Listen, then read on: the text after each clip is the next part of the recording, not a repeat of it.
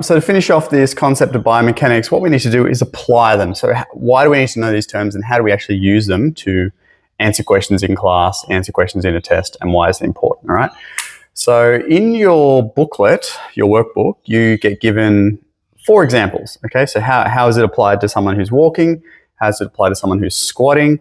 How is it applied to someone that is lifting something, as in like lifting a heavy box or a couch or furniture that your wife makes you move every 6 months because she's not happy with the decor, or people with a disability and movement, such as like someone in a wheelchair, okay? So I'm not going to give you all the answers for all 4 things, but I thought I'd do 2, okay?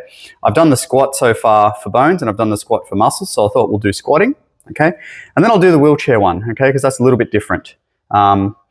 The main difference that you can think of sort of off the top of your head between squatting and someone in a wheelchair or someone who's walking is that there's movement occurring in like a forward and back plane, not just up and down. Like someone who's squatting, when they've got the weight on their bar, they shouldn't be moving forwards and backwards after their initial step out of the rack, okay? If they're moving forwards and backwards, then that's real bad for injury. Anyway, let's just get into it.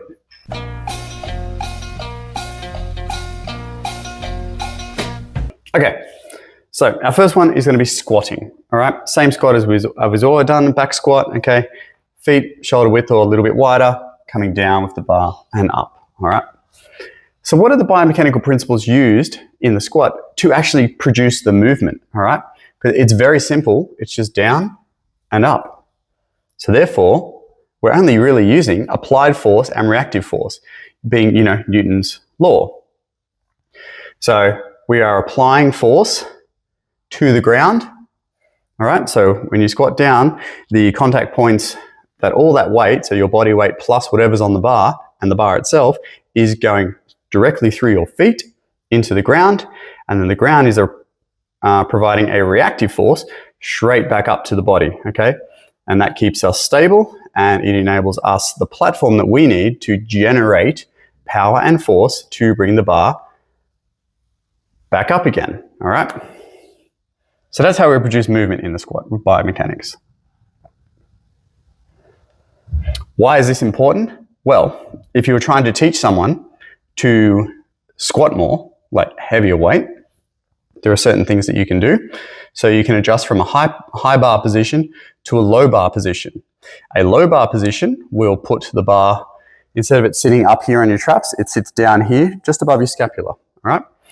If the bar sits just above the scapula, what that enables is that adjusts the center of gravity and the line of gravity so that you are able to generate more force through larger muscles of the legs going down into the ground. And if you're able to generate more force down, you're able to generate more force going up, and therefore you can squat more, okay? Someone's practicing saxophone like right outside the door. It's pretty funny. Anyway, biomechanics for injury prevention, all right? So this time we need to consider these things. We've got center of gravity, line of gravity, base of support, which all tie into balance and stability, linear motion, and absorbing force. So let's go through them. So we know with our center of gravity, all right, we need to keep center of gravity around the center.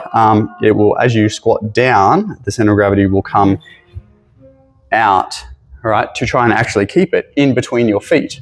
So if I'm standing upright with the bar on my shoulders and my center of gravity is directly between like my ankles, okay, as I squat down, my hips shift backwards, okay, and my center of gravity should hopefully still stay in between my ankles, all right? Some people with different biomechanics, all right, as in like longer levers, like longer femurs, longer tib fibs, etc., or shorter torsos, etc., they may not need to push their hips back as far. So some people can actually squat quite upright, whereas I have quite long femurs for the rest of my body, so I really have to shove myself back to keep my center of gravity from falling over, all right? That's important for injury prevention because if you've got 100 kilos on your back and you shift the wrong way and you come forward, well, there's a lot of things that are going to compensate for that weight and to stop you from falling forward. Mainly, it's going to be forced through your lower back. People pop out discs and you can get some really, really, really nasty injuries squatting, all right? So Therefore, we need to make sure our center of gravity, line of gravity, and base support is all nice and set up so that when we squat, we basically go down and up and we keep our line of gravity inside our base of support so that we don't actually move forward and backwards. So that ties in, that's explaining the balance and stability part.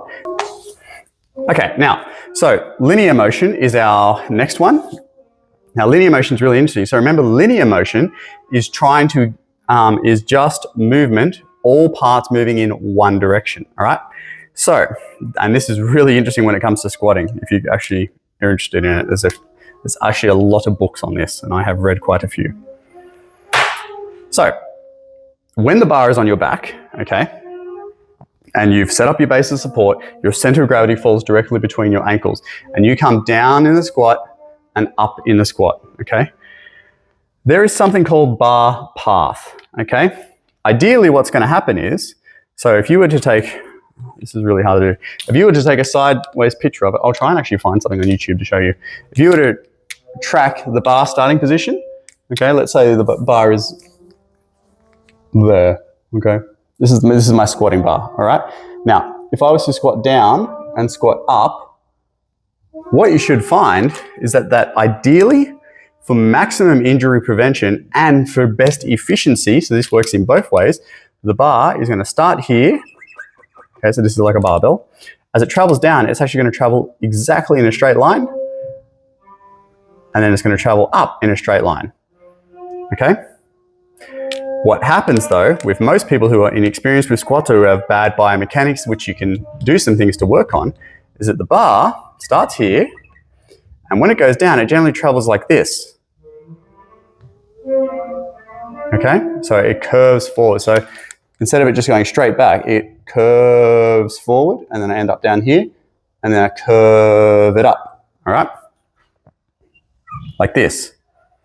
Now, logically, even if you don't do very good at mathematics, if you were to measure the distance, the displacement, right, from here to here, as opposed to here to here, you would know that even though the displacement's the same, this distance is further. So this athlete, all right, has had to actually work a lot more squatting like this than the athlete who's able to just go straight up and down, all right? So I said that this is important for injury and efficiency. Why? Well, first of all, if this is this person's base of support, like this, all right, center of gravity is right in between their feet. If the bar goes down and up, guess where the center of gravity stays? Right there, between their feet, okay? If this person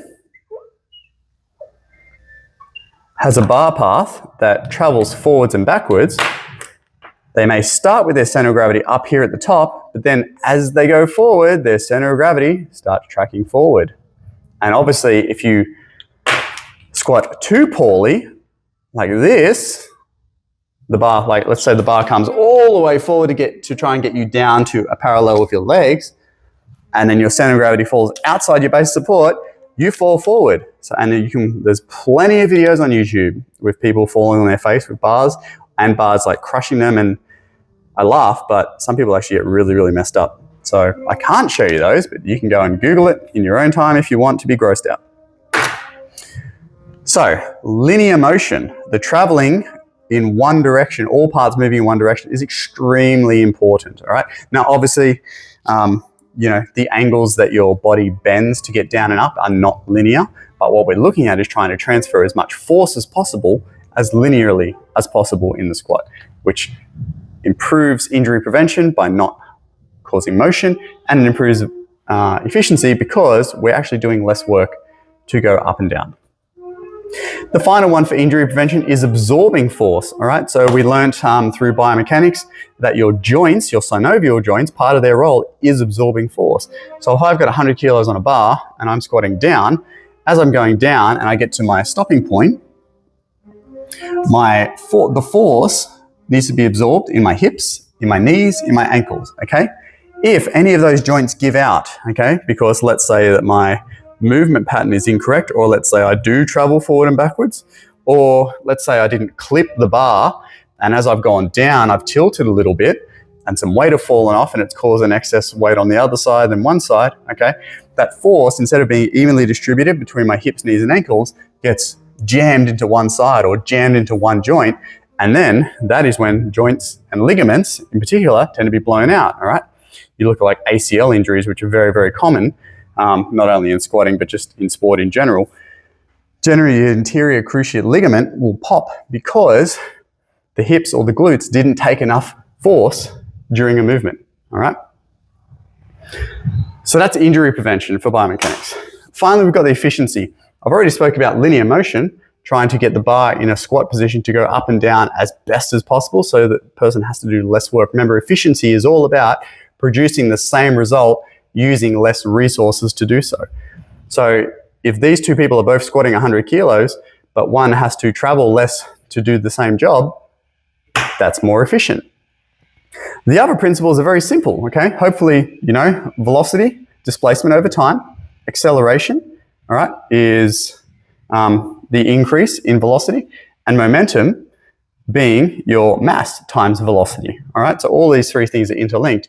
The faster that you can generate the bar speed, the more likely you are to get through what we call the sticking point in a squat.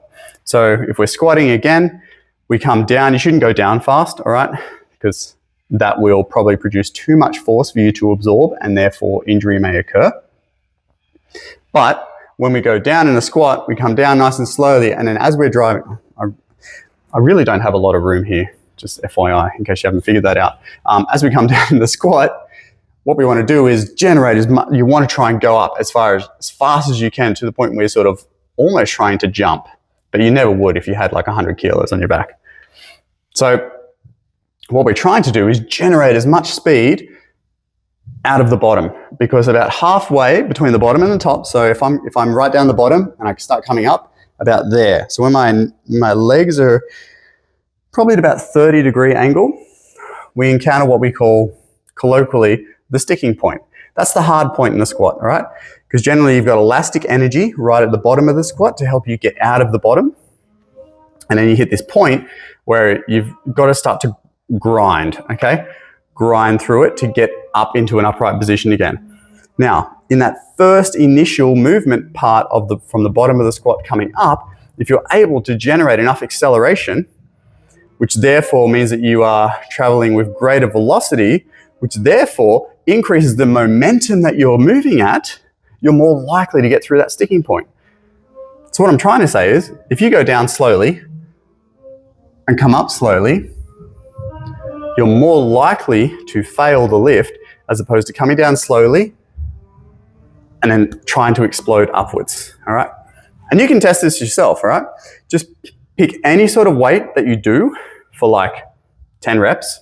Let's say you can do like 10 bicep curls at a certain weight, but you can't do 11, all right? So 10 rep is your 10 rep maximum. I want you to try and do 10 reps, but this time do it like with a 4-second count upwards, 1, 2, 3, 4, and do a 4-second count downwards, 1, 2, 3, 4. So try and keep that rhythm, 1, 2, 3, 4, the whole way through your movement, and you won't be able to do 10 anymore. All right, you'll probably get to maybe 6, 7, and your muscles will be like, I can't do this, because you're not really generating any velocity, acceleration, and momentum. So that was a lot of talking. I really hope you wrote something down on what I said and not just what is in the table, because if you have to give an example in your exam or your test or your assessment, whatever it is, on how the biomechanical principles are applied to a movement of your choice, then I've just given you a really, really detailed rundown on how it's applied to squatting. And now I'll give you a less detailed recount of how it's applied to someone with a disability such as someone in a wheelchair.